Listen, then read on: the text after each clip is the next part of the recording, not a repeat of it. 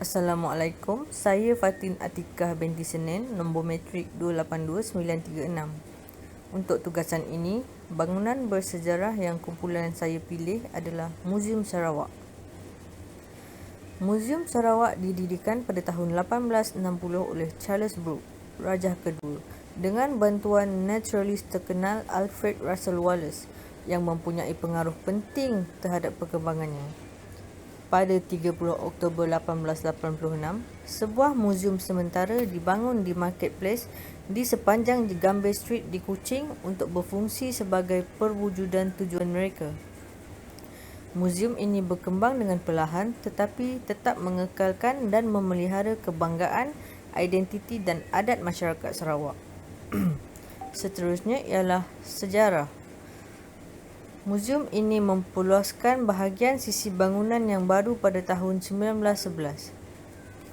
Bangunan ini dibina untuk menempatkan dan menampilkan kesenian dan kerajinan orang asli tempatan secara kekal dan koleksi haiwan tempatan.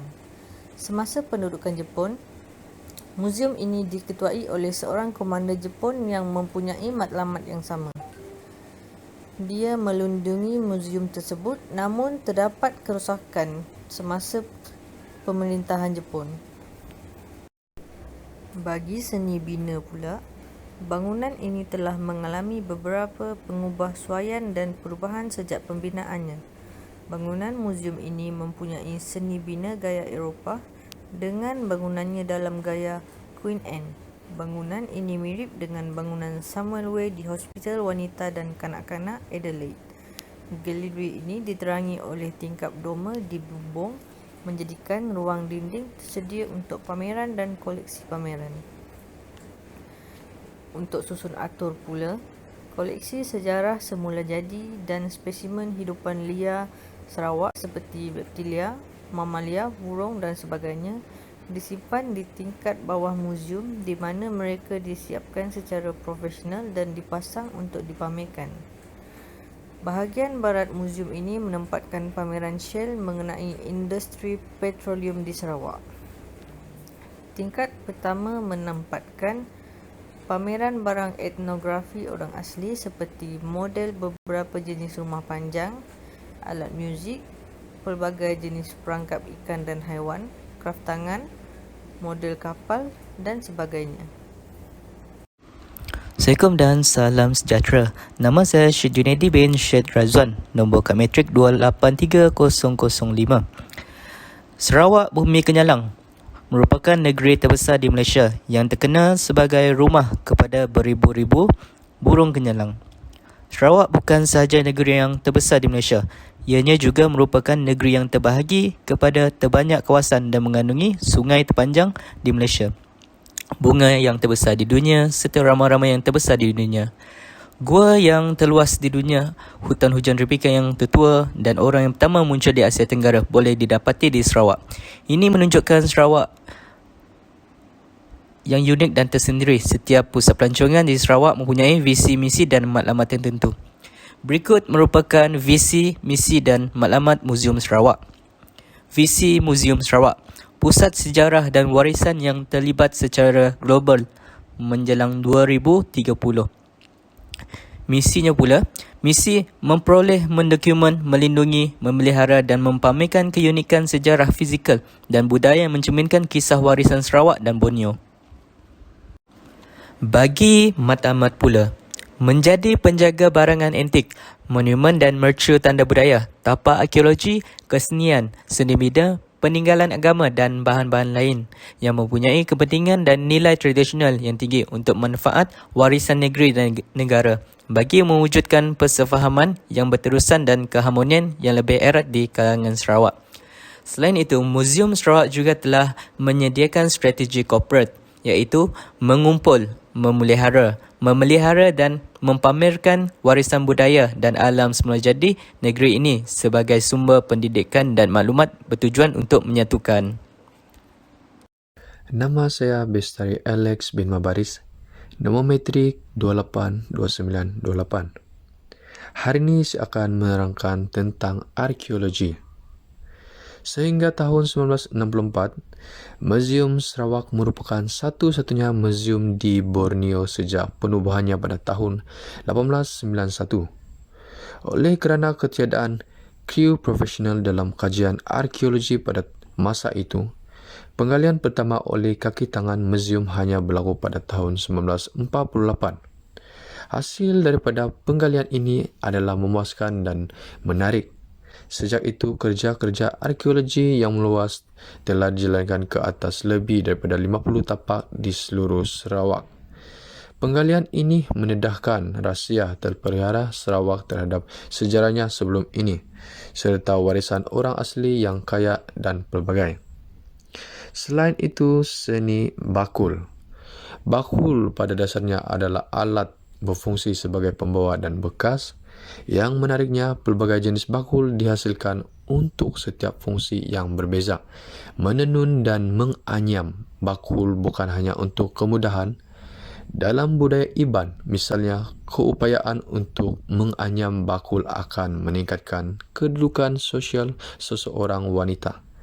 Budaya seni ini juga diperkaya dengan kewujudan pelbagai kumpulan etnik di Sarawak.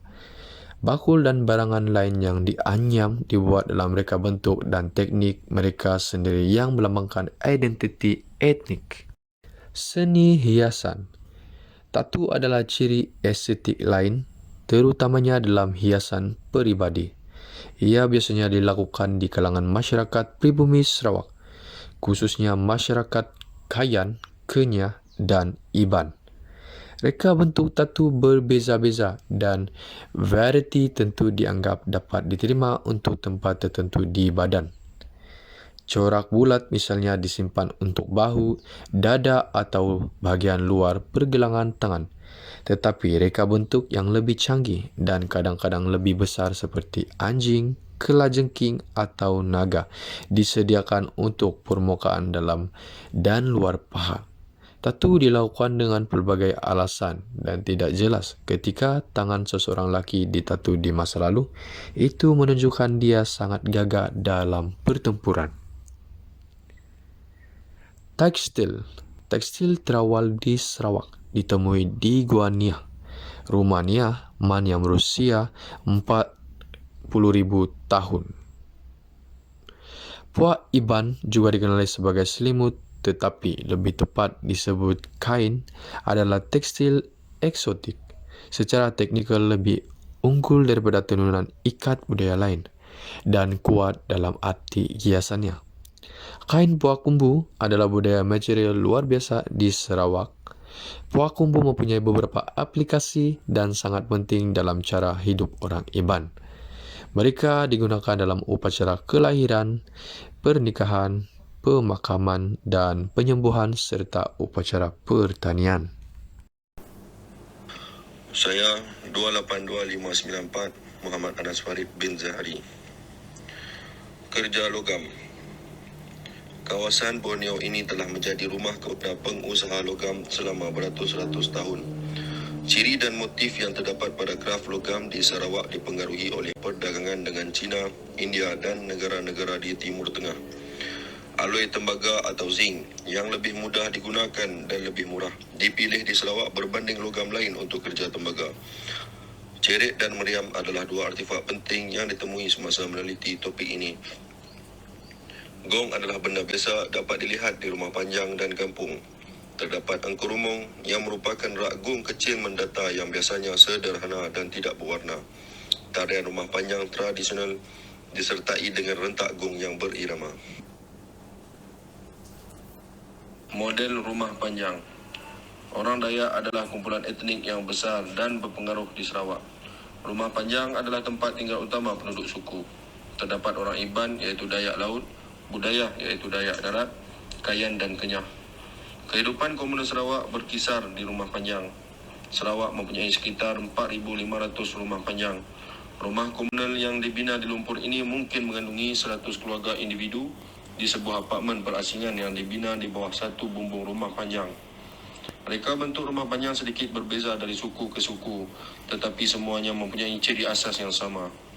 Rumah-rumah panjang pada masa lalu sukar untuk ditemui pada masa ini. Kesimpulan, ringkasnya, Kerajaan Negeri Sarawak mengutamakan ciri budaya, sejarah dan warisan negeri untuk mempromosikan Sarawak sebagai negeri yang pelbagai dari segi bangsa dan agama. Jabatan Muzium Sarawak mempunyai banyak potensi sebagai hub budaya di Borneo. Selain mempunyai sejarah yang panjang dan menjadi muzium pertama yang dibuka di Pulau Borneo, Muzium Sarawak juga berusaha untuk meningkatkan perkhidmatan awam mereka agar dapat menyumbang kepada pemeliharaan warisan sejarah dan budaya negeri ini dalam konteks yang lebih relevan untuk abad ke-21.